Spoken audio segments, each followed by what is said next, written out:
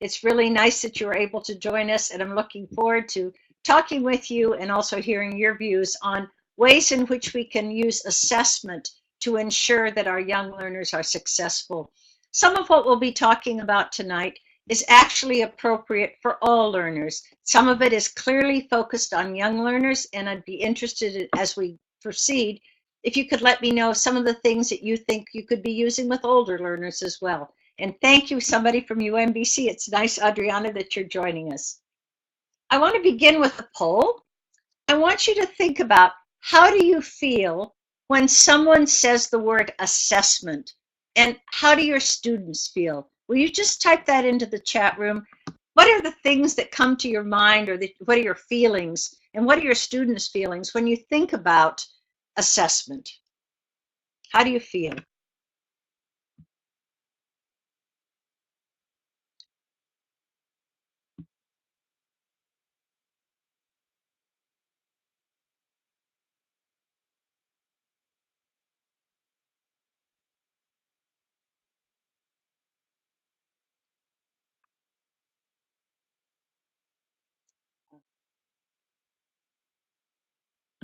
Yeah, there's some really interesting answers. There's a lot of you who are talking about how stressed and how pressured your students feel, how scared they are, that students even get kind of suffer a panic attack. However, there's also some positive sides, as you pointed out, that they feel like they maybe need to work a little harder, that you as a teacher feel that it's very important to assess someone, and I think that's absolutely true. The students also feel it's important, but at the same time, they may feel very much like they're being judged. It is very important, but we need to make sure that we're using assessment in the best possible ways. And there are some times in which the right answer is to assess students to find out what they now know and what they have achieved. But there's also a lot of other times in which we want to be doing assessment on a regular basis so that we can figure out what we need to know more about our students, what they need to learn more about, as well as how maybe we need to change our instruction to better serve them. So here's an example of how I think some young learners feel when somebody says that they're going to have a test. It's not a very pleasant experience for most of them. I'm glad that some of you say that your students feel excited, and that's wonderful. They probably are the very, very good students, I think. So let's talk about, why do we assess learners? What are some of the reasons for assessing learners? And here are some of the purposes. First and foremost, we probably use it to place students, to determine where they should be in terms of the programs that we offer. We also do assessment on a regular basis to monitor their performance and to determine how well they have achieved, often at the end of a term or in the middle of a term, to have some sense of what kind of progress they're making. Really important, we also assess in order to identify students that need some kind of special support. Maybe we haven't realized that one of the students is having a lot more difficulty than another, or maybe in some cases we find out that actually they need to be able to see better, that they're too far in the back of the room and they're not able to see what we're actually doing. So there's all sorts of ways in which we need to be doing that kind of assessment. Also to measure and report student progress, and that's important for our administrators, it's important for our parents, as well as, of course, for our learners as they get older. And then perhaps the most important for us is to monitor our own effectiveness and to determine whether or not we need to modify the way in which we're teaching to better serve our students and to help all of the students, including those who need special support, to be able to make progress. How do we assess young learners? Well, here are some guidelines for doing so. The first one is that the assessment should mirror the way in which the learners are being actually taught. So whatever we're doing in terms of teaching, the kinds of activities we're doing, we should be using those as well in our assessment. They should also contribute to learning. Students can learn from assessment, not just be judged by it, and we can learn more of what our students need. We also want to make sure that our assessments motivate learners and build their confidence. They shouldn't be too scary. We should make sure that every learner has the ability to succeed at least somewhat on the test, so everybody feels like they are actually learning something and are motivated to learn more. And obviously, we also need to make sure that, as down here, all learners need to experience success. We need to have the kinds of activities in our assessments that our very, very good students, our very advanced students, also can show us what they have learned. We also need to include a variety of techniques, not just matching and fill in the blank and those kinds of activities, but also ideas such as projects or writing samples, things which give us a sense of all of what our students can actually do. They need to be contextualized and relevant. We need to make sure that the tasks are realistic tasks, authentic tasks for our young learners, and things that actually apply to where they are in terms of their own growth and their learning. And clearly, one of the most important ideas is these need to take place over time. We need to make sure that learners are being measured for their success at several times during the course of a term. There are really two ways of looking at assessment, and there are lots of different ways of referring to this. Sometimes we talk about traditional versus alternative assessment. Sometimes we talk about summative versus formative assessment, and there are a variety of other ways. Traditional is, I think, what most of us just responded to when we talked about how you feel when you think of the word assessment, how your students feel. And those are very often formal tests. They're diagnostic tests, placement tests, achievement tests, proficiency tests, and I'll talk about those in just a minute. And those tests use a variety of items. They use multiple choice, they use matching, they use fill in the blank, they use true false.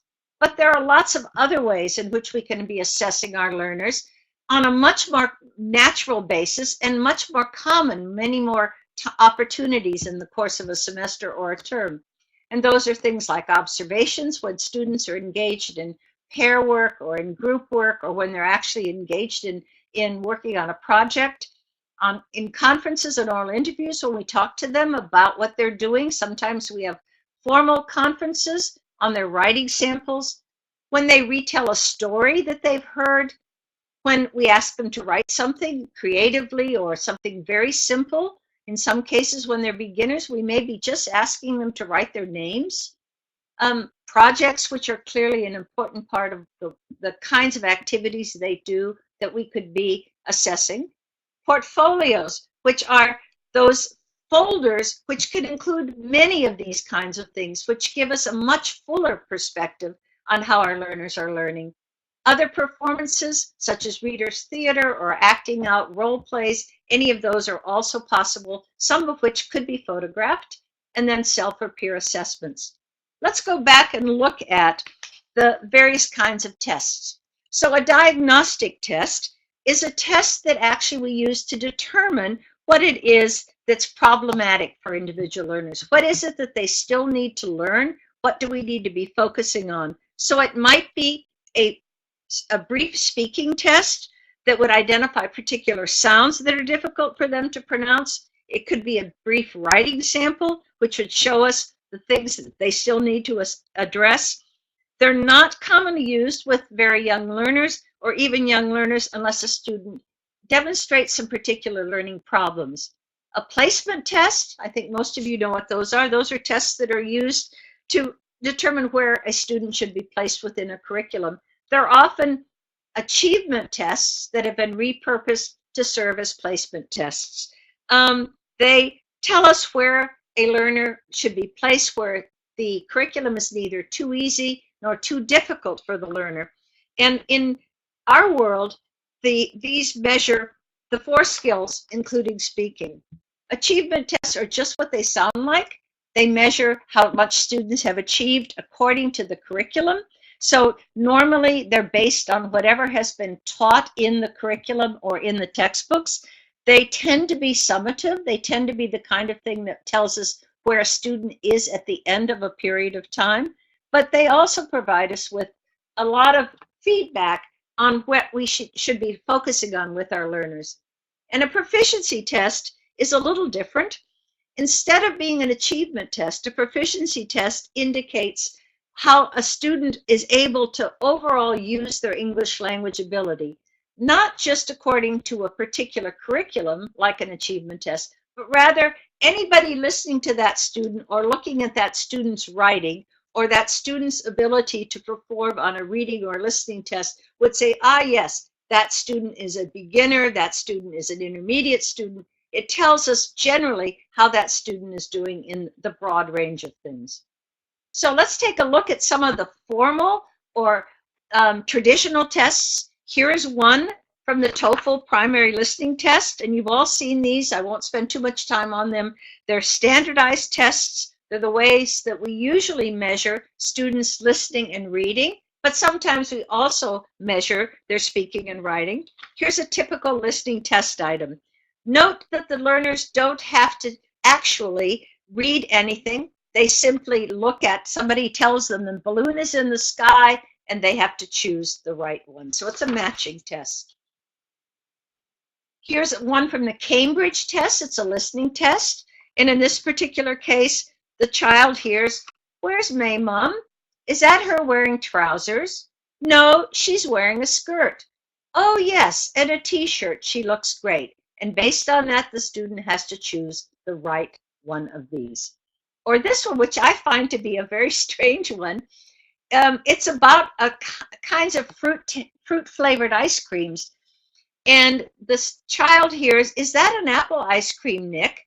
No, it's pineapple. Is that your favorite? No, my favorite's banana." Now, I'm not sure that banana with an ice cream tells you it's banana ice cream, but clearly that's what's intended. Sometimes standardized tests are a little bit difficult to figure out. Now, here's one from Our World. And what I really like about the Our World assessments is that they actually teach learners something. So take a look at these are yes, no, simple yes, no questions in which a student has to decide things like, do crocodiles have colorful feathers? Is that true or false? Elephants have long trunks. Is that true or false? Pandas have sharp claws. Monkeys have short tails.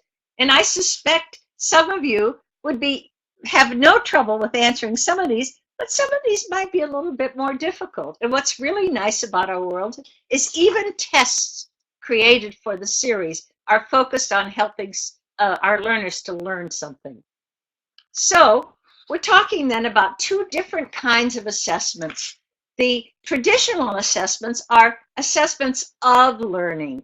They're looking at what it is that students have been able to learn. Alternative assessments are assessments for learning.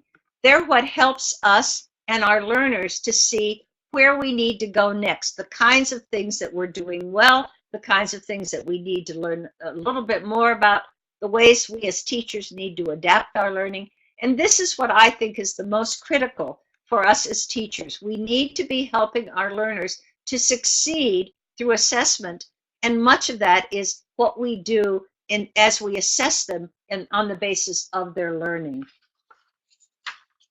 So here are some types of alternative assessment. We assess our learners all the time. We notice some students are having difficulty. We notice some students have mastered some aspect. We notice that we as teachers need to change something about our assignments or explanations to add something or to simplify how we actually present it. And we do a lot of different kinds of alternative assessments. And I mentioned these before: observations, conferences, oral interviews, story retellings, or as they get older, text retellings that are not stories, but perhaps things based on real life, based on animals or on experiments, writing samples, projects, portfolios, and other performances, and then self or peer assessments. And what I'm interested in finding out is, what alternative assessments do you use? Do you use observations when students are working in groups? Do you use conferences with individual students? Do you use writing samples? Do you use projects? Do you use self or peer assessment? Would you please type in some of the ways in which you engage your students in alternative assessments?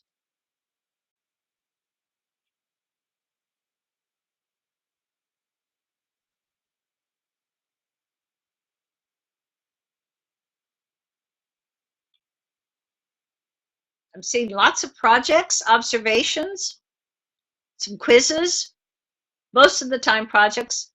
What have you just mentioned? Thanks very much. And here we get a sense of what people have said.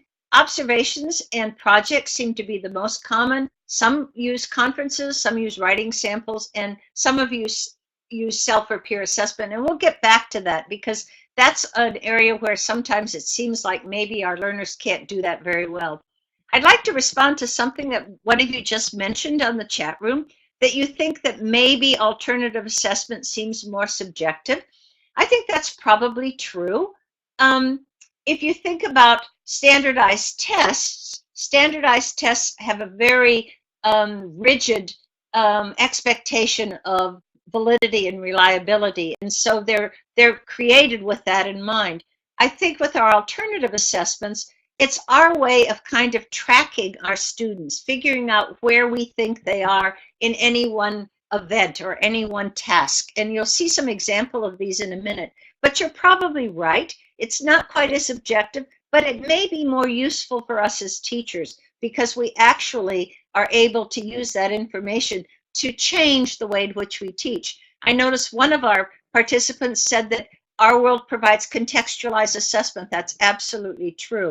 Instead of this, the kind of objectified assessment that you often have in standardized tests, in this case, it really is contextualized to what the students have been learning, which I think makes it much more authentic in terms of assessment for young learners. So let's now go to the next thing. We talk about all these various kinds of assessments, and I think the very most difficult part for all of us is how do we record this information? How do we note what it is we've seen in an observation, or how do we note what we've seen in a project? And what I'm going to do is go through some examples of the ways in which you can use brief feedback, checklists, observation notes, and rubrics as ways of actually making sure that you can remember what it is that you noticed about students as you were observing them in the classroom. So here's an example first of brief feedback. Very simple way of doing this would be to put a plus for excellent work, and we don't have a check mark there. There should have been a check mark for acceptable work, and then a minus for work that needs improvement. But even you might just want to say good job or great, or maybe great, but you need to do a little more work here to individualize the assessment. Some of you have large classes. You may have 30 students or more. You can't write a lot, but you could at least put a plus or a minus or a check, and you might be able to add a word. So here, for example, is an example of the brief feedback. This is Nicole, and Nicole is responding to this teacher every week at the end of the next week, asks the students to report on their weekend news.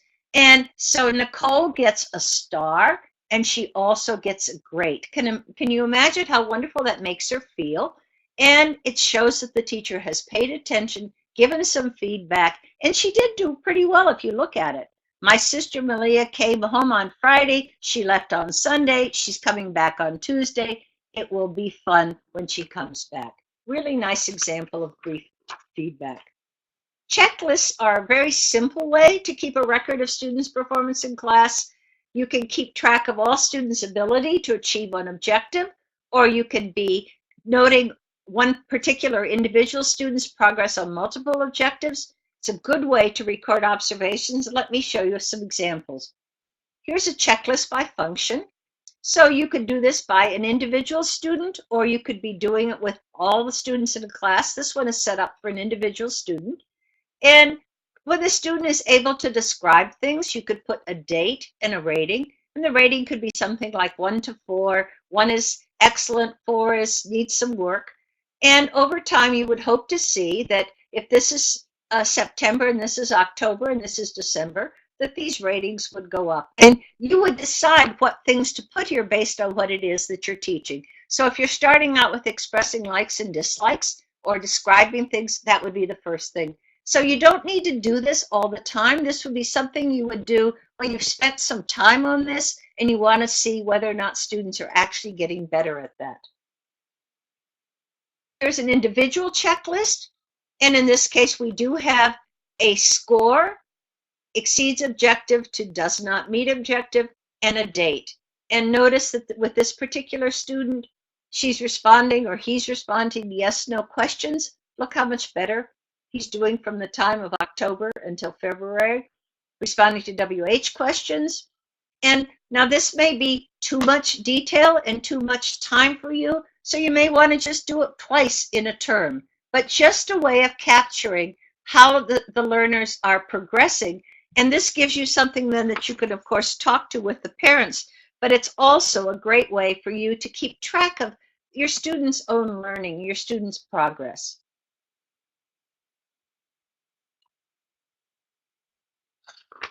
In our world, we often have at the end of units a can-do where students have a chance to talk about what they can do. And in this particular case, it's the teacher noticing what it is that an individual student can do.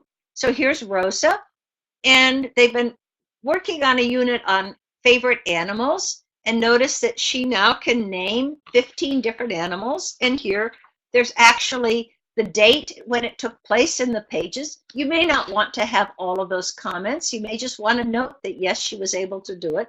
Can name her favorite animal, can describe the colors of the animal, can draw and copy the name of a favorite animal. Obviously, the length and the amount of detail is totally up to you. But this kind of detail will help you in helping your students. It will also help you in letting your administration and your parents know the kind of progress that your student is making. You may want to use some of this, but not all of it. Here's a pre-K assessment form, and this is for pre-K early reading. And notice that in this case, we're indicating whether somebody does something, the child does it all of the time, that she can do it with help, and she needs more time. And so that goes from a very simple, interested in letters, can recognize own name, knows first and last name, sings songs, does finger plays and rhymes, and so forth. Enjoys being read to. Obviously, she's not, or he's not reading yet. Understands that reading is from left to right and is able to turn the pages in the right direction. That's pretty sophisticated for pre-K. Points to pictures in the book when asked questions about the pictures. Where's the dog? Where's the blue ball? Can say the alphabet without singing it. Quite sophisticated. And memorizing then several short poems, particularly nursery rhymes and chants. But you can see how you can decide what are the things that are important that you want to track for each student, and then how well that student is doing that at that particular time. Here's a writing checklist. In this case, the students, it's for an individual student, and the teacher indicates whether or not a student can do it most of the time, sometimes, or almost never. And you can see the progress that the student is making on copies their name, which is one of the first things that we do in writing, copies words from the board, fills gaps with words, and the like. Again, this may be more detailed than you want, but it will give you some information that you might need. Here is an example of name writing in which you might want to actually keep the students' writing samples so that you can show over time how the student has progressed until we finally get from totally invented spelling to beginning to look like the letters to finally becoming very close to the letters. And so you might even have a checklist for that with a child's name. And I would actually turn these around. I would start on the left-hand side because that's just unlinear, with using linear repetitive writing or scribbles, and then using letter-like symbols, some letters of the name, using all the uppercase letters, and then being able to write the name with upper and lowercase letters. Once a student is able to do that, you know that they have been very successful in name writing, and that's something that you can be proud of, your students can be proud of, and so can their parents. When we're actually scoring writing, and in some cases we do this with speaking, but not with young children, and actually this is probably with children in the upper grades in ages 9, 10, 11, and 12. But we may want to be able to give a kind of scoring for the writing sample. And there are two kinds. This is called a holistic writing rubric, and in it, the descriptor captures all of the information and says whether it's worth, how many points it's worth. So, for example, we're measuring, does it communicate the requested information? Is the grammar, the vocabulary, and the mechanics, do they not interfere with the message? And if they do that, then it's a 9 or a 10. So if they communicate most of the requested information and the mistakes make the message hard to understand, you would give it a 5 or a 6. And if maybe they just really couldn't give you much requested information and couldn't really give you the grammar, vocabulary, mechanics to be able to get that message across, they would get a 1 or a 2. You can see this is holistic because it actually measures, gives a score for the entire writing. Here's an example of a kid-friendly, I love this one, holistic rubric. And the children decided that what they would give a 1 to is something which is boring, 2 to something which is good or okay, 3 to something which is great, and 4 to something which is fantastic. And here's how they indicated it. When it was boring, it was just a plain outline of a house and a person. When it was good or okay, we had a cloud and a sun and the beginnings of a tree, and we had some windows and a door. When it was great, wow, look at this. All of a sudden, we have grass in front of the house, and the sun is colored in, and the cloud is kind of blue, and the tree has been colored in, and now we have 2 people. And here, when it finally gets to be fantastic, we have a house that's really beautiful and everything looks wonderful. A nice way of using a rubric in a way that children will understand, and actually you can get them to help you in defining it. This is a holistic rubric, but one that is kid-friendly. Here's an analytic rubric, and in this one, if you see the last one, we put stuff together and then evaluated it. Now we're actually looking at the various pieces that make up the decision on what the score should be. So in this particular narrative writing, which might well have been to tell a story or an episode or something that happened to their family or to the child. Now this is pretty high level if you're asking for 3 complete sentences, and notice that that's what gets the most points. It gets 3 points per sentence or 9 points. The spelling, only understandable. Remember, we are not expecting perfect spelling from our children, not at an early age, but we want to be able to understand what they're saying. That gets 2 points. Capitals at the beginning of sentences for I and proper nouns gets 2. Periods, exclamation marks, and question marks get 2. The spacing between words gets 2. And descriptive language gets 3. And there's a total possible 20 points. So you can see this is analytic because as the teacher is evaluating this, she or he is looking at how many points out of 9 to give for the sentences, how many points out of 2 to give for spelling and the like. Now there are kid-friendly analytics as well. But here, let's look at this one first. Here's a way in which the IPNA in Lima, Peru has actually evaluated writing, and I like this.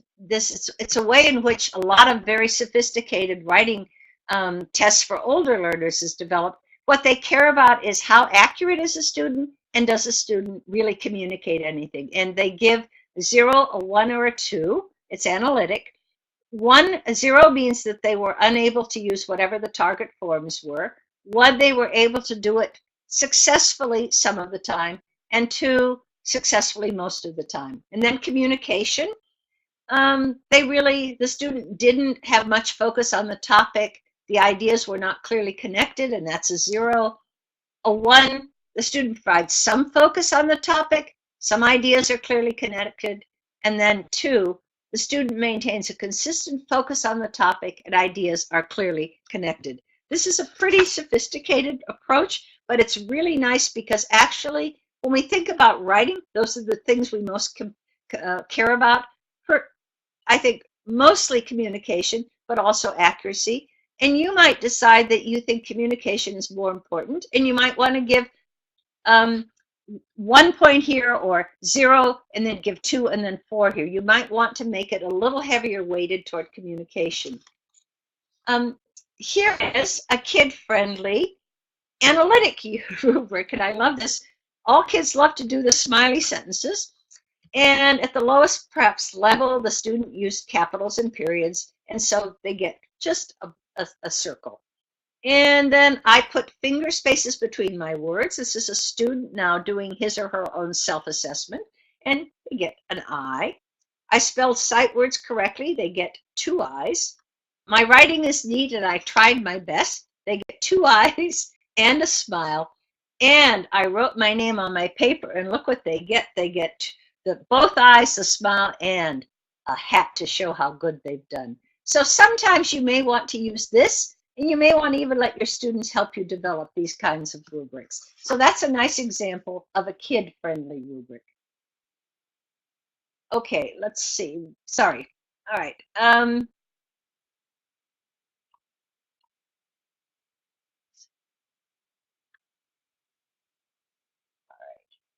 Next, our portfolios.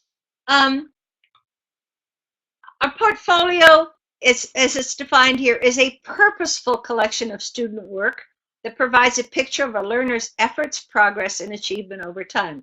So a portfolio is a way of being able to, at any one period, sort of get a sense of where the student is in terms of all 4 skills, in terms of their participation, in terms of their motivation. It tells us a lot. And here, portfolios, with them, learners can demonstrate to their parents their progress. They can select an item they're particularly proud of that they can present to a small group of peers, and they can comment on items in a portfolio as a form of self-assessment. This is a way of using portfolios now for formative assessment. So during the course of a term, there are times in which parents are going to come in, and you're going to want to be able to show parents what the child has been able to do. You're going to want to provide an opportunity for children to be able to show each other something they're proud of. And you also want a time in which they can actually self-assess if they're older learners. There also are what are called showcase portfolios or summative assessment. And in this case, the learner chooses what he thinks or she thinks is the very best work. And this needs to be guided with younger learners by the teacher, but this should be work that the learner is particularly proud of.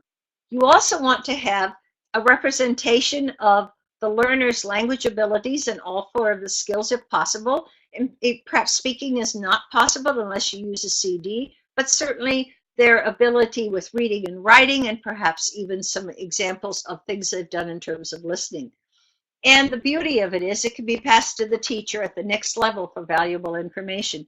I keep saying this when I give talks. Nobody does it, but I think the best present I could have as a teacher would be to have the portfolios of the students from the last semester. So I really knew where these students were starting from.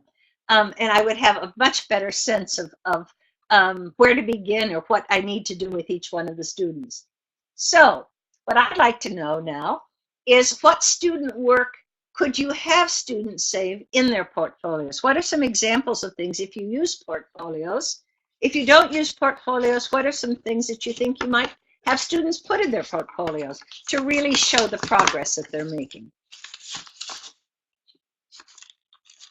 So what are some things? I see some of you like portfolios. What would you put in a portfolio? Could you type that into the chat room?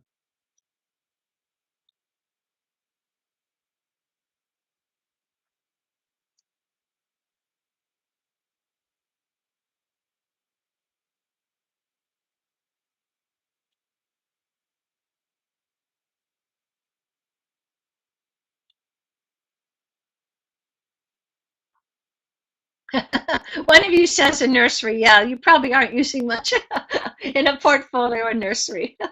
But you can think about the future when they're older.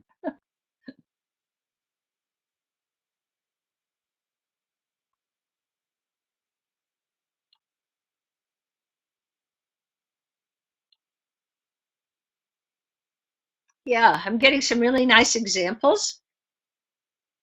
Writing samples, yes, and I'm glad that Adriana, you said best writing samples, because we always want to put the very best in. Analia, worksheets, drawings, craft activities, pictures, writing's wonderful. Clover, handouts, projects. Clover, again, worksheets. Dana, arts, crafts, writing. Yes, Liu, test papers, important to put those in as well. I like the idea, Dion, of including photos of students working on projects. You've got lots of great ideas here. Anything, as one of you said, I think it was Yuri who said, an example of any of the activities that we're working on, absolutely. And she said spelling progress over time. That would be a wonderful thing to include. Anything that shows how learners have progressed. And then Yuri came back and said, I noticed in advance in each activities that we do in nursery in terms of paint, art, and color. Wonderful. That would be fascinating that you actually could do a portfolio with nursery students. I love that. And yes, you could also include worksheets. And Pushpa, sorry if I'm mispronouncing that. You've asked, what about a class portfolio? A really nice idea. In fact, you might have that if you're going to maybe pair your class with another class and each class presents some of their best work. You need to be very careful to make sure that everybody's work was represented, that there was something from every one of the learners, but it's a really nice idea. I like that. And pictures and writings, yeah, lots of possibilities. And go ahead and keep writing. I'm going to go ahead and say some of the things that I thought of. And this is actually from a website for pre-kinders. And I think you said all of these: drawings, writings, posters, craft items, quizzes and tests, photographs of projects. We can't necessarily always put the project in. Sometimes we can because they're paper and pencil. Recordings, and then videos of role plays. All of these are possibilities, and they're great that you've mentioned these. Here are some things that might go into a portfolio. Here is an example of an activity in class in which students were asked to sequence things over time of a basic day of day of the week. And so they get up and they put their backpack on and they go to school, and then they come home, and I think it's hard for me to see, but I think they're petting their dog there. And here, writing samples where you see real progress, where we finally get to a student who's actually copying I love you and copying bag and North Pole and sun. Wonderful way of showing progress. Here is what one teacher does. It's called Write the Room. And what she does is she puts up things around the room with, in this particular case, it was what their likes and dislikes, and it was do you like? And she put down little brats, or to play at Chuck E. Cheese. And the learners came around and wrote yes or no, whether they liked that. And you can see that in some cases, they were able to write their names. In some cases earlier on, they weren't able to. So again, you see some progress. And it's interesting that the teachers, Miss Cox and Mr. Pitts and the other name, they don't like Chuck E. Cheese, which is not at all surprising. Students love Write the Room. It's a great activity, and it provides you with a really nice observation of where students are.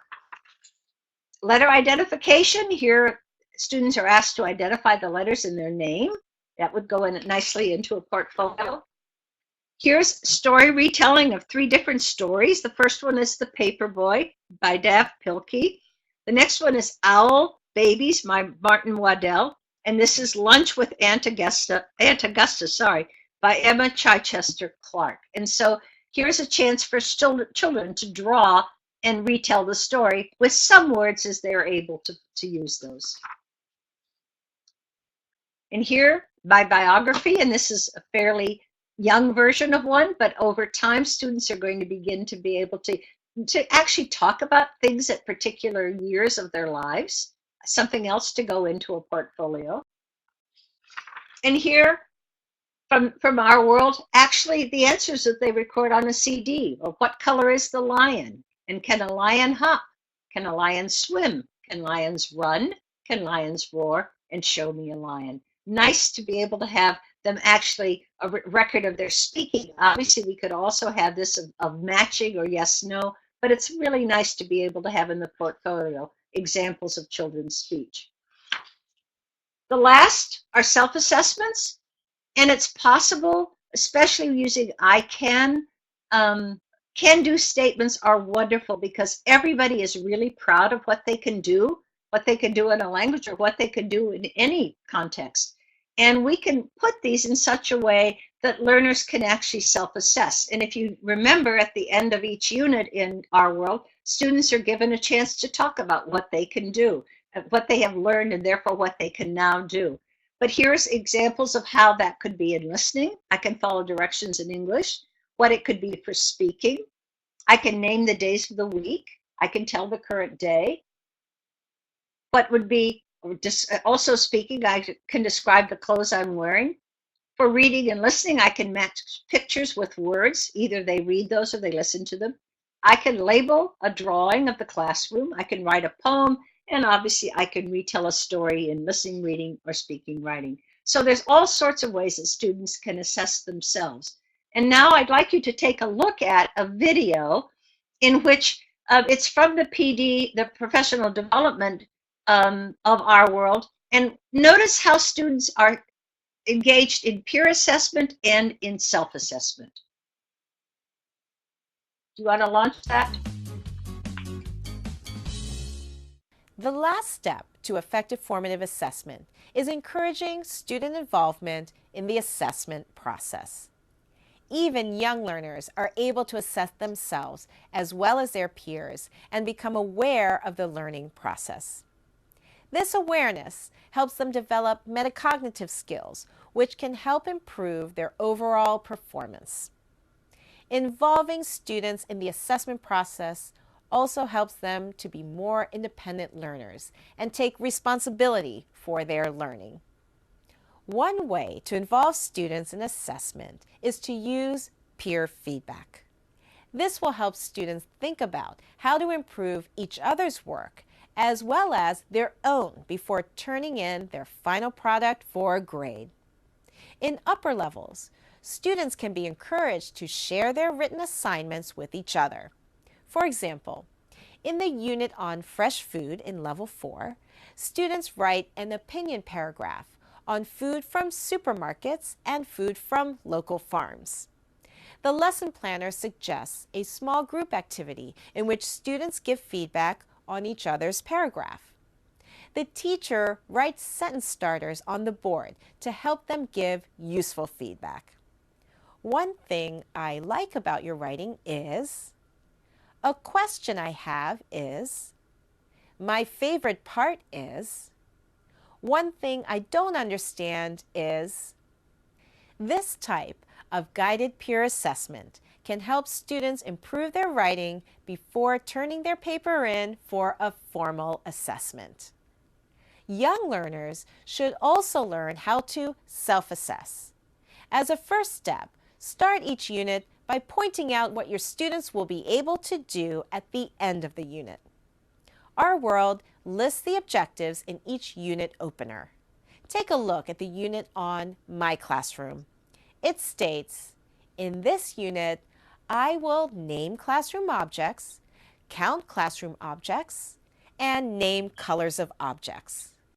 Notice that the unit objectives are written from the point of view of the student by using I will.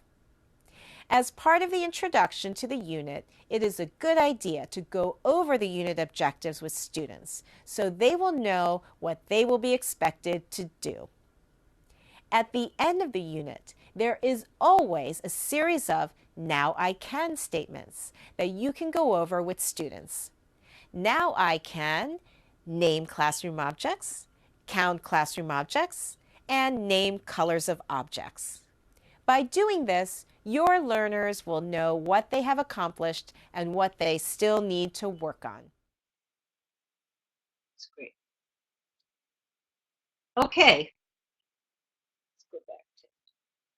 All right, and one of the things I think it was really important that Joan said in that video is we do have to train our learners. If we're going to engage them in peer assessment, we have to give them some sentence starters. It's really important because they are likely to not know how to do this politely, especially when they get to be closer to older young learners or on their way to being young teens. And so we always want them to start by saying something nice about the person's writing. I really like this. And then a question is fine. Could you answer this? And then you might say, I would like to see something else, but you always want to train them to do praise first, then question, and then maybe a suggestion for polishing, but in their kind of language, in children's language. So the overall goal is assessment, but it's to improve student learning. That's why we're doing the assessment. We're not trying to trick our students. We're not trying to scare them. We're trying to find ways to help them to learn even more and to learn more efficiently. And through alternative assessment, as well as the more traditional assessment, we can do that. I want to thank you very much for being with us. We have a little bit of time for questions if anybody has any. You want to type those in.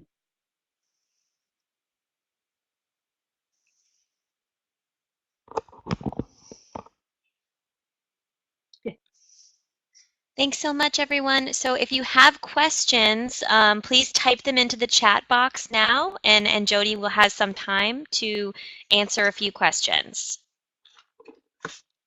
I'll do my best to kind of manage that. Okay. Okay.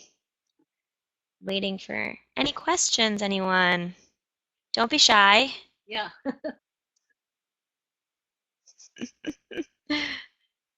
Can you have the presentation? Yes, we are going to send a PDF of the presentation to everyone as well.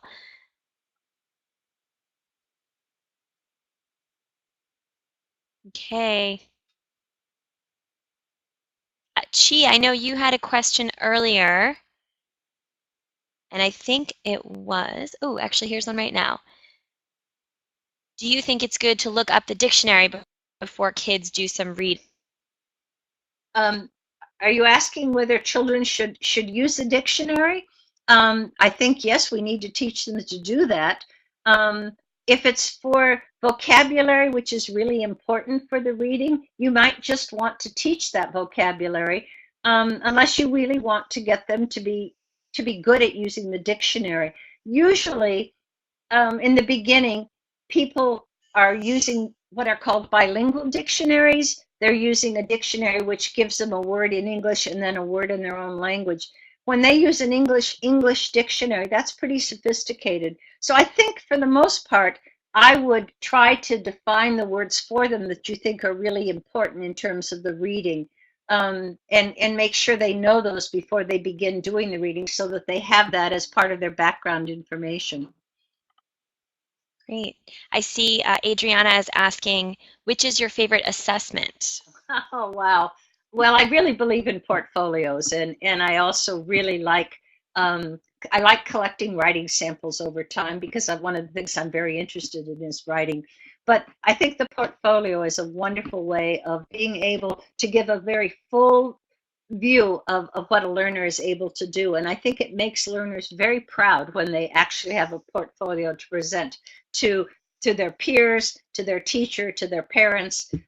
So I think that's probably my favorite. What's your favorite? And it looks like she had a question regards to whether an analytic approach or a holistic approach was, which might be better when assessing writing. You know, they're both very good. If a learner is able, an analytic approach helps the learner to be able to see what it is that he or she is doing well. So is it sentence structure? Is it the ideas? Is it spelling? Is it punctuation? A holistic rubric gives the learner a chance to see how the overall, what it seems like, how good it seems, and that it takes into consideration all those things, but it gives it one score. And I think you can decide, if I were you, I'd use them both. I would use, sometimes I would use I think I'd use the holistic when it's something that students are really very emotionally involved in, and I might use the analytic when it's something that's more in line with the kinds of things they're going to be doing for quizzes, that sort of thing. I think that the analytic gives them a little bit more information, but I think the holistic makes them a little more proud of what they're doing. But they're both very good. And by the way, they can be used for speaking as well. You can use both of those for speaking as well. Absolutely. It looks, I saw another question about how do you assess students when they can't read or write? Oh. Or can we have portfolios rather when students can't read or write? Sure, but what you would have in there then are their drawings. You would have their projects, posters, their collages that they make, and probably you'd have some of their beginning to write. I mean, in other words, what we call invented spelling, or we often call it scribble. But of course, if you ask a child what he or she is doing with something that we think looks like scribbling, they will tell you what it means. And so you could even put underneath of that, that in your own handwriting, that this is what the student said that he or she was writing. But obviously you have to do the things that they can do at their age and their level of development. Great. Okay, maybe one more question. Let's see. I see, do you like electronic portfolios as well? Yes, you have to have the right equipment for that. And I think actually they're wonderful because they're a lot easier for learners to be able to take with them, and you also to be able to actually keep them. It's just sometimes we don't have the technology for that, but yes, it would be wonderful. I All also right. I see one more question that somebody asked. How do you arrange the time and how much time do you spend on it? And I think, Dana, that's a huge question. I think what you want to do is you want to be thinking about during your classes, what are some of the things that you're noticing that your students are now getting, that they're now learning? That's the time you might want to say, aha, I think I'm going to note how they're doing right now in being able to, for example, identify the animals. And you would just kind of do a quick checklist of the students that seem now to be able to do that. And that would tell you that that's something that you might notice the next class period of a few other learners. So I think you don't want to spend a lot of time on this. It needs to be something that fits right in with your instruction. The best time to be doing it is when they're engaged in pair work or in small group work. That's when you have a little bit of time to go around and monitor and help the learners, but you also can be noting the things that they are learning or the things that maybe you need to be spending more time on. So I think that's how I would determine the time.